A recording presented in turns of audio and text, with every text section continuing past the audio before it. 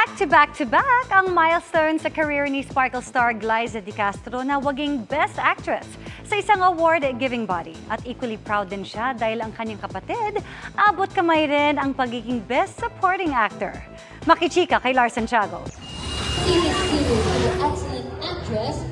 Isang espesyal na gabi para kay Glyza De Castro ang World Class Excellence Japan Awards, kung saan kinilala siyang Best Actress para sa pinagbidahan niyang Kapuso series na The Seed of Love. More than a year na rin since we finished Seed of Love, pero nakakatuwa po na maka-receive pa po ng mga ganitong klaseng recognition. And syempre, thank you so much sa GMA Network for giving me that opportunity.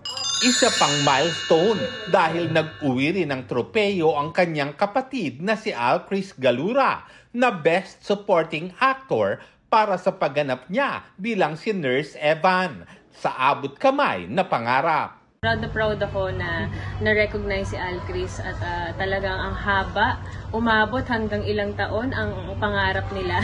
Abot Kamay na Pangarap ay is doing very well. Masaya ako na parte yung kapatid ko ng isang successful na show. Nakaka-overwhelm po kasi sa totoo lang, parang I do this job kasi dahil sa work.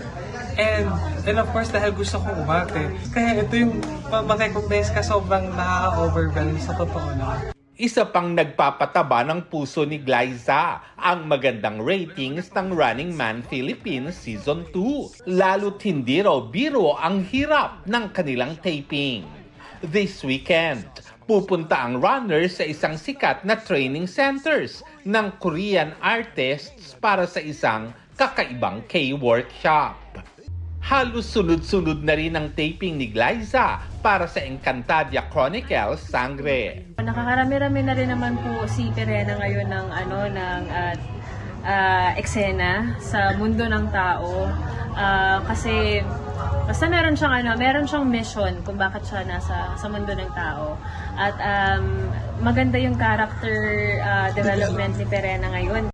Habang nagte-taping ng Sangre, gagawin din ni Glyza ang 2 pelikula na tiyak din daw hahamon sa kanyang kakayahan bilang aktres.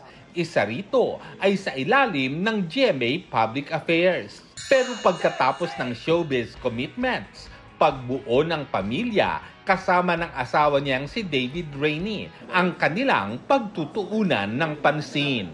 We've been talking about it, we've been planning it, at mas maganda na yung planado para, 'di ba? Para masaya ang buhay.